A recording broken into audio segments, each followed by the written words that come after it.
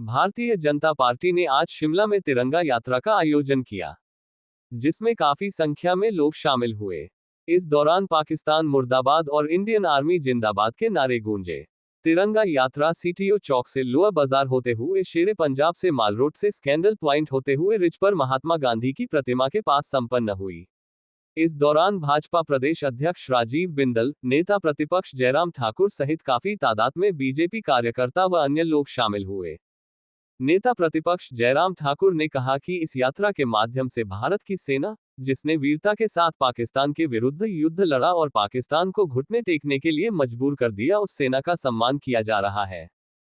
पहलगाम में धर्म पूछकर निर्दोष लोगों को गोली मारी गई, उसके खिलाफ पूरे देश में लोगों में आक्रोश था। प्रधानमंत्री ने कहा था कि ऐसे लोगों कल्पना से परे सजा मिलेगी,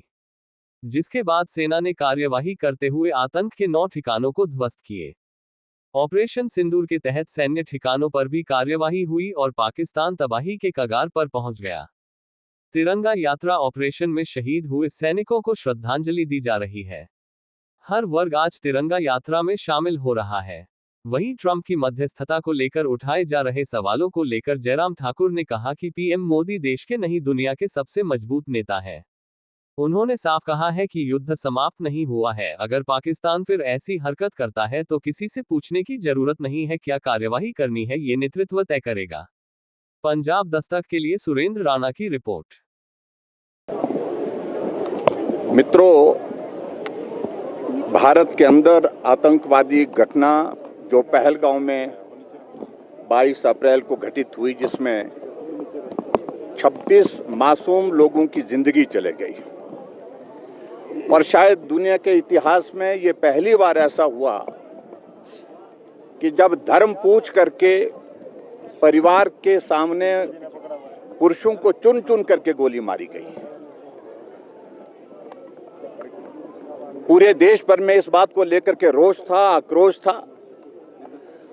और पूरे भारत की भावना एक जैसी थी कि पाकिस्तान जो आतंकवाद वर्षों से फैला रहा है, उसको मुंह तोड़ जवाब देने की आवश्यकता है। और हमारे देश के यशस्वी प्रधानमंत्री जो विदेश यात्रा पर थे, तुरंत अपना दौरा रद्द करके वापस पहुंचे, और वापस पहुंचने से पहले ही एयरपोर्ट पर ही पूरी घटना की जानकारी ली, और उसके बाद कैबिनेट कमेटी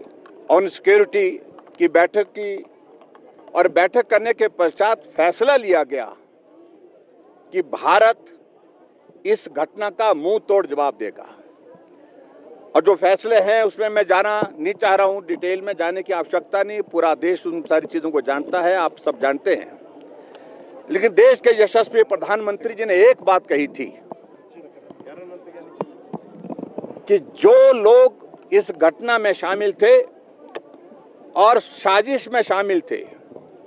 उनको सजा मिलेगी, और सजा ऐसी मिलेगी जिसकी उनने कल्पना भी नहीं की होगी।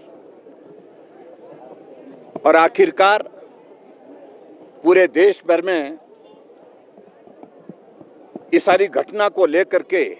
जो एक माहौल था कि पाकिस्तान के खिलाफ सख्त कार्रवाई होनी चाहिए, वो कार्रवाई 6 मई को रात के 1:20 पर ऑपरेशन सिंदूर की शुरुआत हुई। और ऑपरेशन सिंदूर की शुरुआत के साथ मात्र 25 मिनट का वो ऑपरेशन, जिसमें आतंकवाद जहां पलता था, फूलता था, फलता था, ट्रेनिंग दे करके भारत में आकर के वो आतंकवाद फैलाते थे, मासूम लोगों की जिंदगी लेते थे, उन 9 ठिकानों पर हमला किया। भारत की सीमा के अंदर रह करके भारत ने प्रहार किया, वायुसेना ने प्रहार किया, देश की सेना ने प्रहार किया, और 9 ठिकानों को तबाह किया। और पूरे पाकिस्तान में इस बात को लेकर के जिस प्रकार की खलबली मची, वो पूरे दुनिया ने देखी है। और ऐसी सूरत में यही बात नहीं, पाकिस्तान ने प्रयत्न किए अपनी ओर से कि भारत के अंदर हम नुकसान पहुंचाएं, लेकिन वो कतई भी नुकसान नहीं पहुंचा पाए। और दूसरा पार्ट जब ऑपरेशन सिंदूर का हुआ और उसके तहत लगभग 30 ऐसे ठिकाने जो सैन्य ठिकाने जहां उनके एयरपोर्ट शामिल थे, एयरपोर्ट के साथ साथ में आर्मी की एस्टेब्लिशमेंट थी, वहां पर कार्रवाई की गई और कार्रवाई करने के बाद पूरा पाकिस्तान जो है वो तबाही के कगार पर पहुंचा। ऐसे में जिस प्रकार से देश के यशस्वी प्रधानमंत्री नरेंद्र मोदी जी ने पाकिस्तान को ही नहीं पूरे देश को एक संदेश इस प्रकार का दिया कि भारत के अंदर अगर इस प्रकार से दखल करने की कोशिश की जाएगी, आतंकवाद को फैलाने की कोशिश करेंगे, ना भारत के अंदर उनको जिंदा छोड़ेंगे और ना ही भारत के बाहर जहां उनके ठिकाने हैं वहां उनको जिंदा छोड़ेंगे। और इस बात को आपने देखा होगा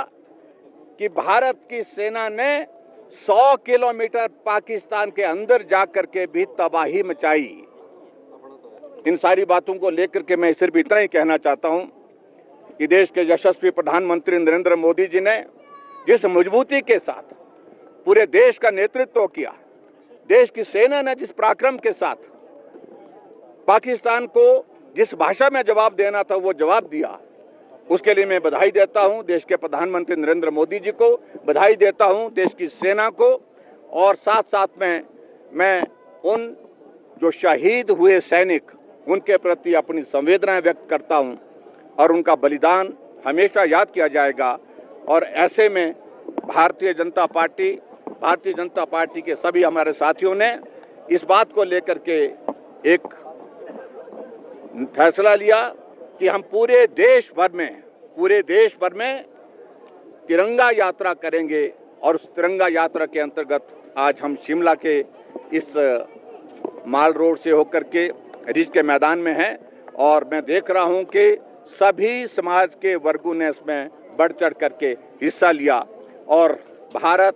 और ये देवभूमि हिमाचल प्रदेश पूरी देश की सेना के साथ है, देश के नेतृत्व आदरणीय नरेंद्र भाई मोदी जी के साथ है और पाकिस्तान को इस बात को समझना होगा कि ये मजबूत भारत के साथ ऐसा भारत जो पाकिस्तान में घुसकर मारने की बात प्रधानमंत्री जी ने कहा था